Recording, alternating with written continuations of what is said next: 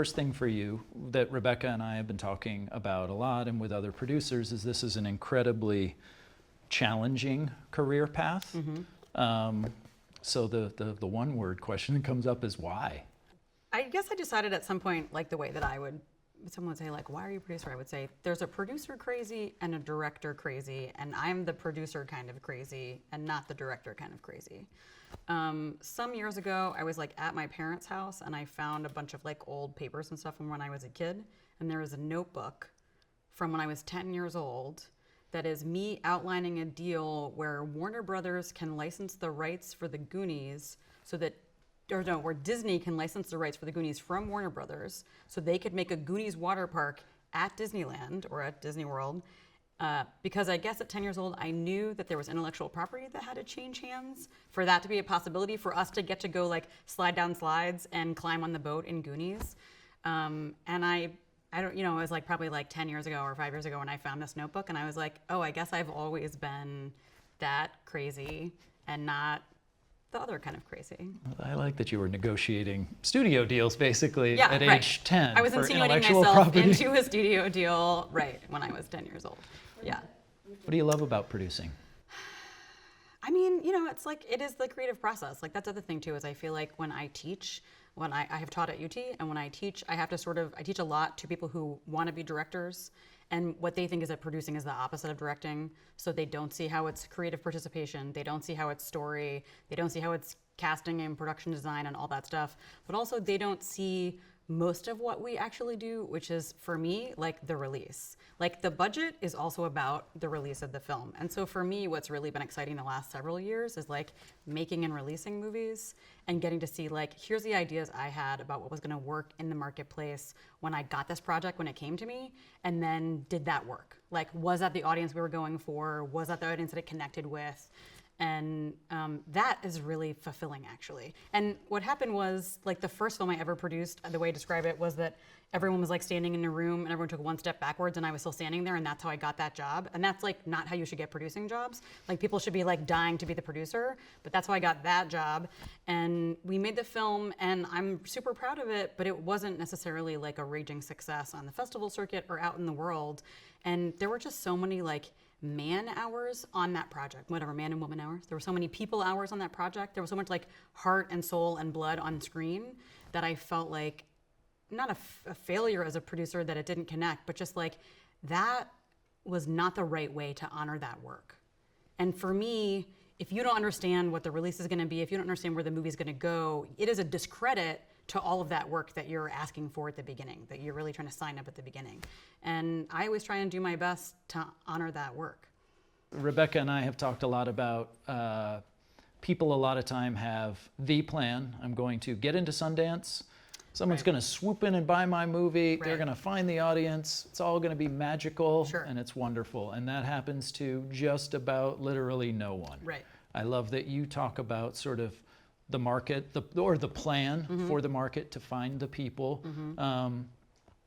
Can you talk about, and maybe it's specific to Tower, maybe it's specific to a different movie, but sort of like it's not it's not a hierarchical thing, it's option A, B, C, and D. How do you sort of lay that out at the beginning of a project? I mean, for me, what I have to know is that there are buyers for the movie, like who is going to distribute this film, right? And how are people going to see it? Because I also think what's really important is that a certain kind of audience is consuming film in a certain kind of way or in a certain place.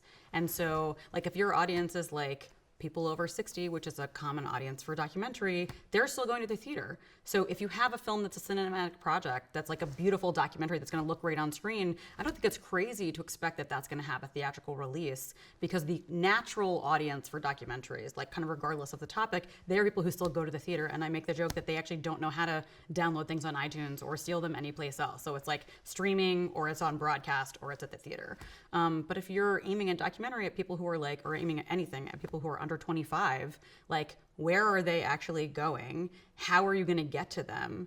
And, you know, kind of, for me, it's sort of like, if whatever project comes to me, like, don't tell me that my audience is 17 to 25 and we're going to do this like giant theatrical and, you know, kind of fuck all the other like windowing. Like, and I'm just like, that's not how you're going to reach that audience at all. Or if it is, like, what's your idea? And then it's like, that's on me, right? That like, I'm like, actually, I see how we can reach that audience. And this is the, you know, for me, for whether it's a narrative or a documentary, impact campaign, community outreach. Here's like the native places where it's like, I'm going to go find people in the marching band. I'm going to go find the community of people who are really into like that sport or whatever. And it's like, that's how we're going to energize them at the grassroots level, because that's how you can secure a way for an audience that maybe doesn't normally come to the theater to come to the theater, because you actually reach them where they are.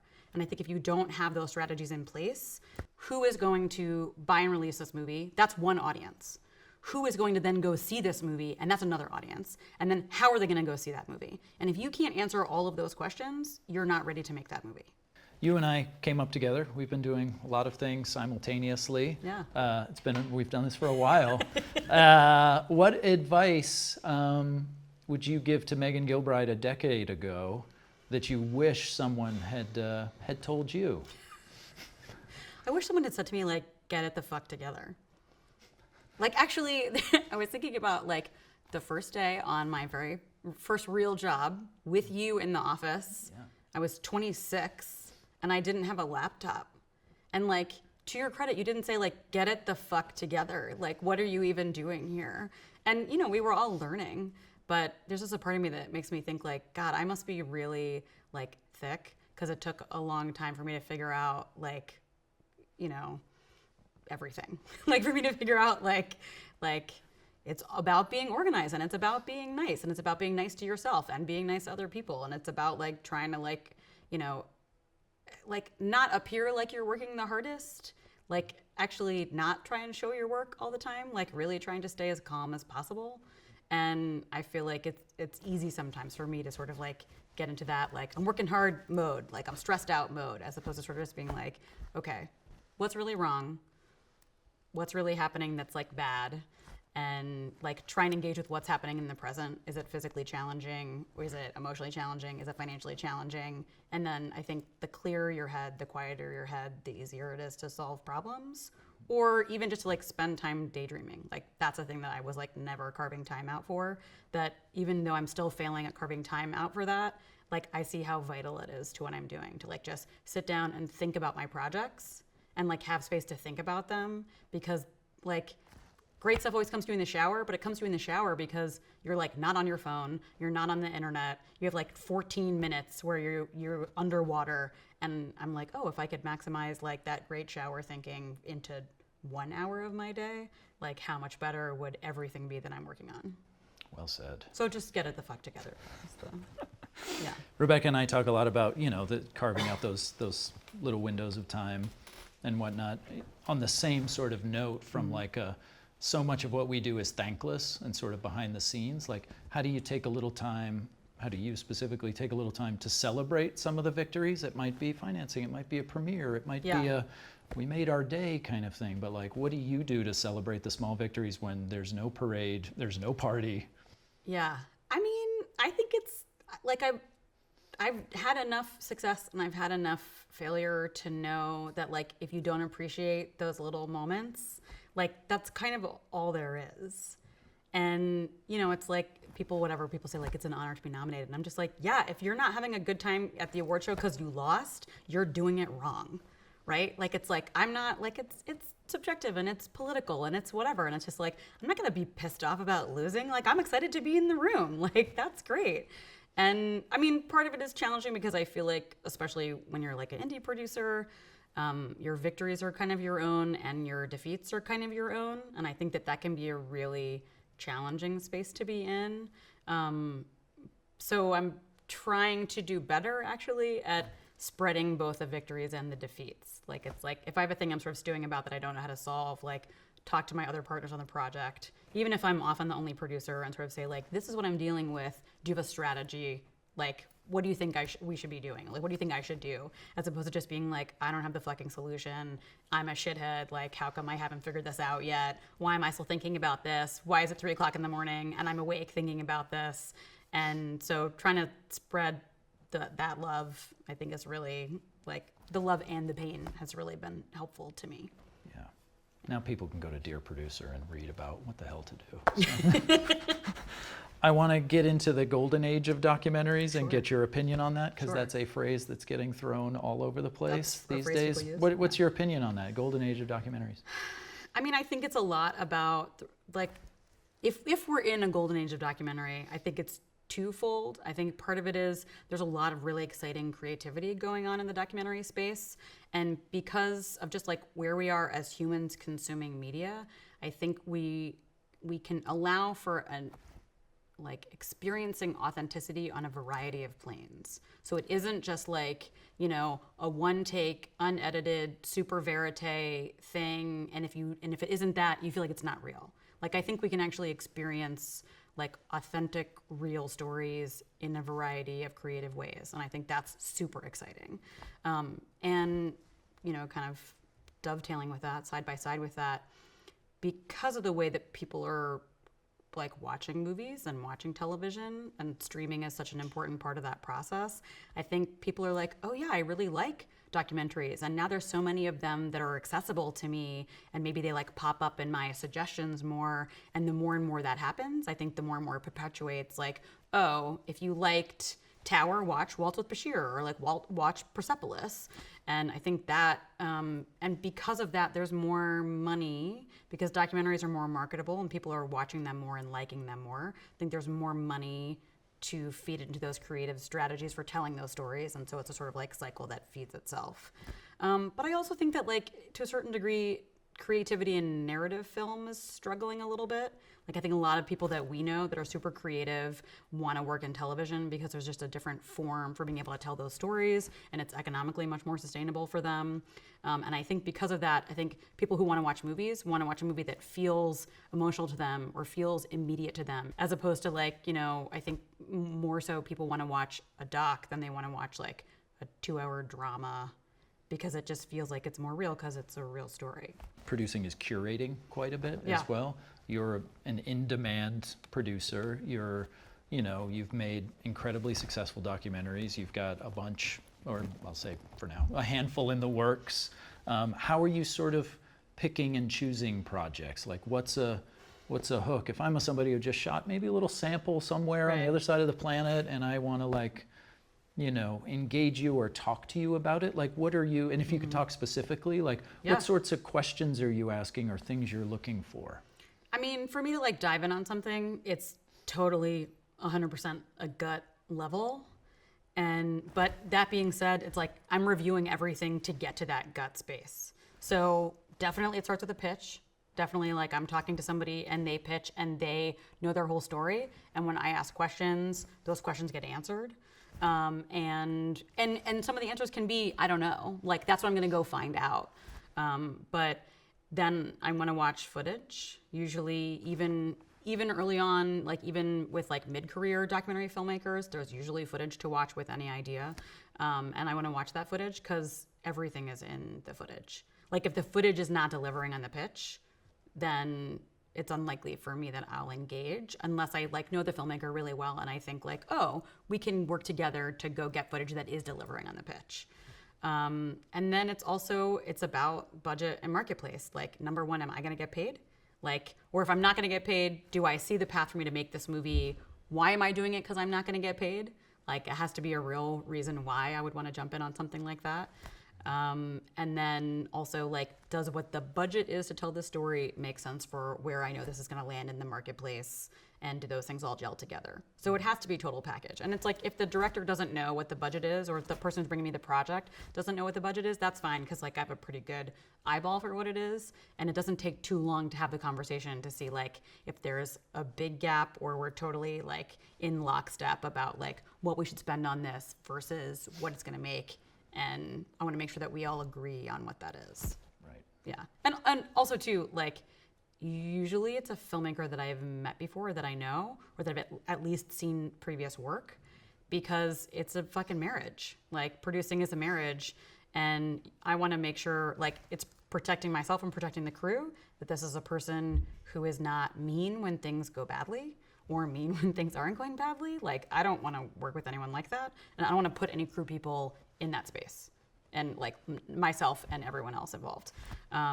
and then also like, do they listen to me and do they trust me?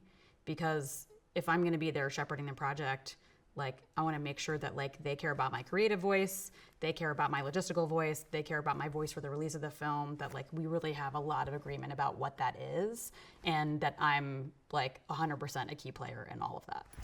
So you're saying producers and directors should do their homework and know their audiences and know where potentially who will buy this movie before you walk in and try and get $250 or $2 million from someone. Yeah, we should do our homework. 100%. Great. Like if you don't get, I mean, it's like, you know, like I haven't made a business plan in I don't know how long. Like I haven't done an ROI table in I don't know how long. But I have to have the answer that isn't like, you know, good is like, won't you be my neighbor? And Blockbuster is Inconvenient Truth. And it's like, those movies are not about the same thing. And one of them was made like 12 years ago before there was streaming. So like, fuck off with those numbers. Like that doesn't mean anything. Like it's like, Sundance there was one soft doc sales season at Sundance. And I was like, immediately, like, how are we reconfiguring everything? Like, if we don't have answers to that, like maybe we don't have a project now, right? Like maybe that project can sit for a while.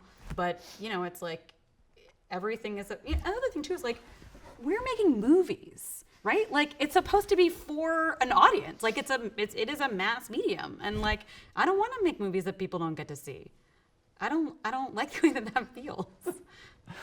Because we've done that. Yeah, because I have done that. We've made movies that no one has seen and no one will ever see because I don't even know who owns them anymore. I mean, it's like having to do that thing and be like, someone's like, oh, well, where can I see your movie? And be like, well, yeah, right. It might be a Vimeo link, but I'll have to dig really deep. Well, you know, and and even do I have the Vimeo link, right? Like it's like, you know, yeah. So I don't like that. Talking about things you don't like. Sure. Let's talk about a time, and you can get as specific as you want, that you might have wanted to quit because this is an unforgiving, but you kept going. And your career is booming and you're making great things. You know, you could be as specific as you want, but talk about a time you wanted to quit. Every day. I want to quit every day. I don't know, maybe not every day. Like things have actually been really good lately and I still kind of want to quit. Because I was having a period of time where it was a very creative, like it was a very fertile time. Where a lot of projects were humming at one time. I was feeling super creative. Like I was like, oh, I'm gonna write this down. I need to find a director for this idea. And I was like, I wasn't sleeping and I couldn't kind of sit down and focus on anything. And that was like an exciting creative time, but I'm also just like, that doesn't feel good for my body.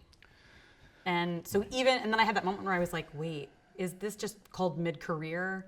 And I'm just having mid-career, and if mid-career is incompatible with my like nervous system, should I just be not mid-careering? So yeah, I mean, I have been incredibly lucky, and I think that's part of it. Like when you're talking about celebrating victories, I try and just like sip for a second if I'm having like a nervous system moment and sort of say, things are going really good. Like, why am I letting this like kind of mania like overtake everything, and like things are good and I should just like sit and chill out? Because for me, like I stress out about good things too. Like that's what we do. That's a thing I would like to change. Yeah. What does success mean to you? I mean, what I tell other people, and also when I teach, like on the first day of my producing class, there's like 40 minutes about why producing is important, like what is producing and why it's important. And like the final sort of slide on why producing is important is a picture of a unicorn. And I say, like, doesn't everyone want to be a unicorn? Like magical, powerful, you know, beautiful, successful. But then I also define success. And my definition of success is you're still doing it. Like, I was talking about this literally the other day, and someone was like, talking about failure and how, like, you know, like, how are you defining success and how are you defining failure? And I was like, we work in an industry where you could be at the peak of your success. Better things could be happening to you than anything you've ever imagined. and someone will come up to you in that moment and they will say, but what are you doing next? And it's like, you're having the thing. Like, you're checking all of the boxes you didn't even know were there.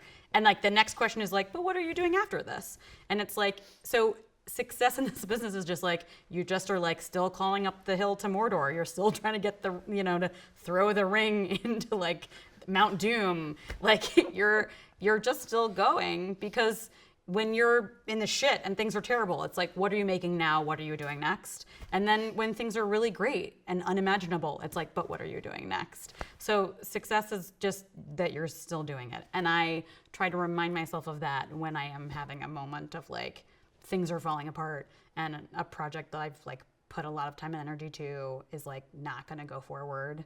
Or just like nobody wants to make it.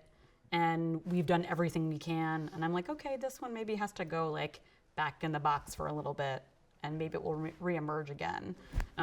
But yeah, like I try and remind myself that that's the definition, is that I'm still doing it.